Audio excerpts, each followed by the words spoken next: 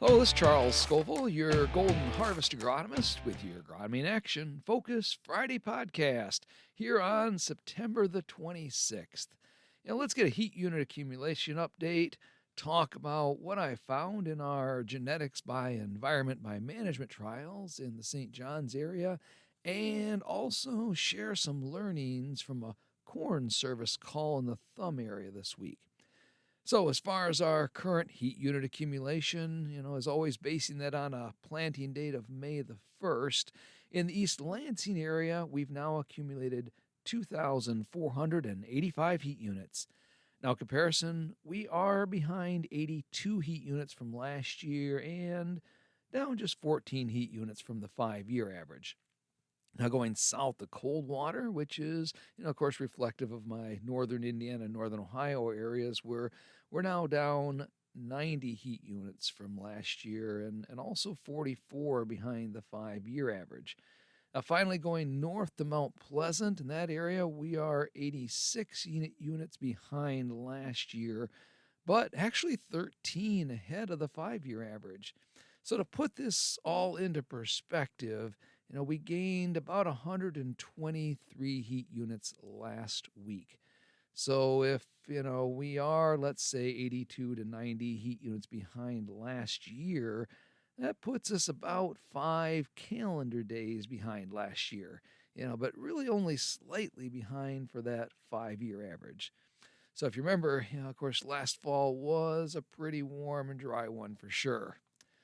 Now, as my travels for this past week, I've had 2 final field day customer events. Both were very well attended, and the crops looked better than expected given the late dry weather. And, they've just experienced a lot of the same weather we all have across this last month.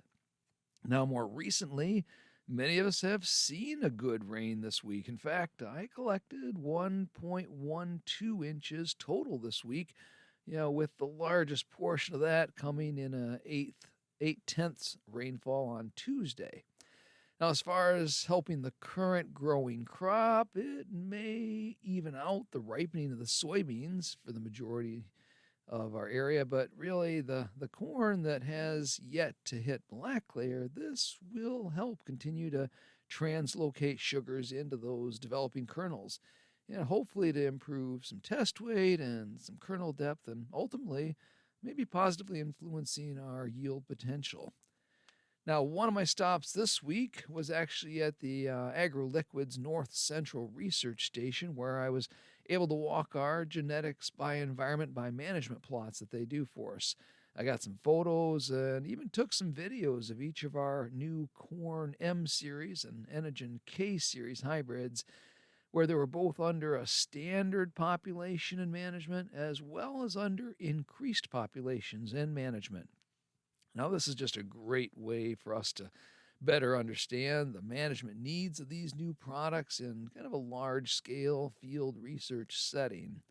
Now, it was interesting how some of the hybrids looked their best at lower populations and management, while some of the others really looked like they will pay some nice dividends for, that increased population and increased management on them. Now, though the photos and videos are interesting, the real value from these plots will come when we take them to yield here in a few weeks.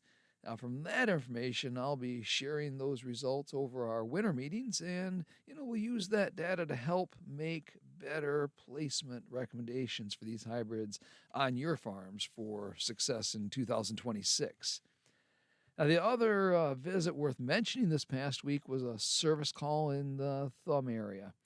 Now, as we have mentioned numerous times in this podcast over the past few weeks, our corn stalks are at risk anytime we have an extended period of drought across our area.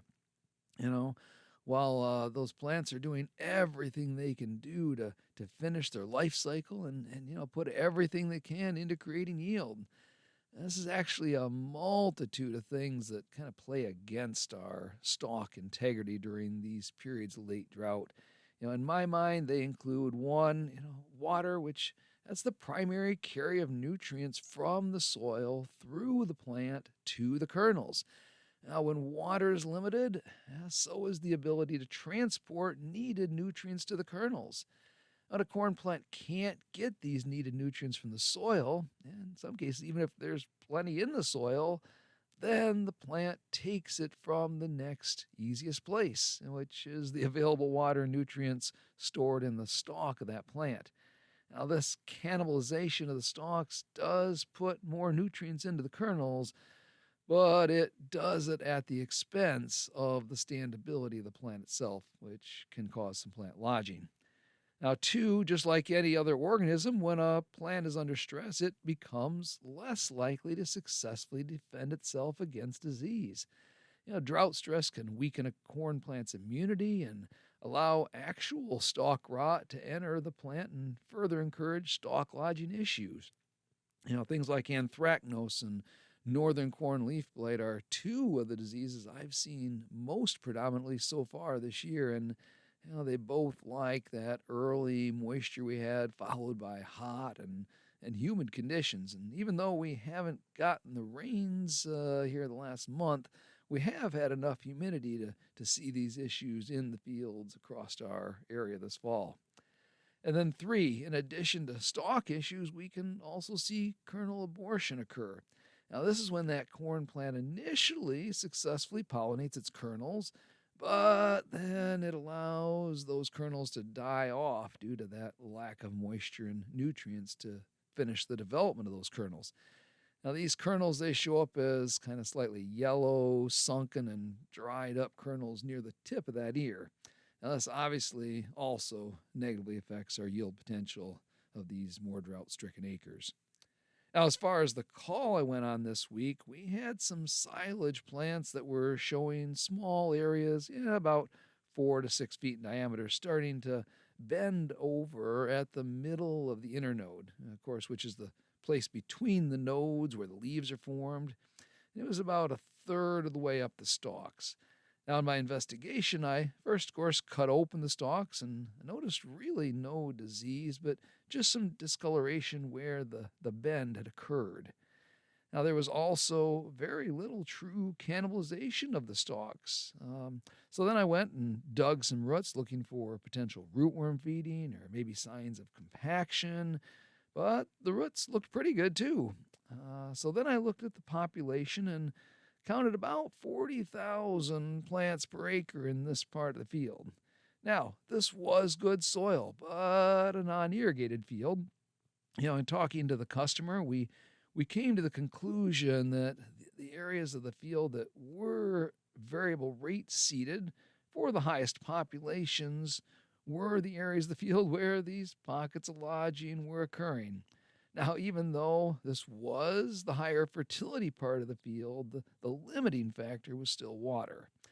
Just like livestock, when you've got too many mouths at the watering trough and you don't refill that trough, eventually it goes dry and the herd goes thirsty. With this tall silage corn running out of water, it just seemed to have less water pressure, or what we call turgidity, in the stalks, and this looked to have caused those heavier ears above just to make that plant bend over, kind of like an empty straw.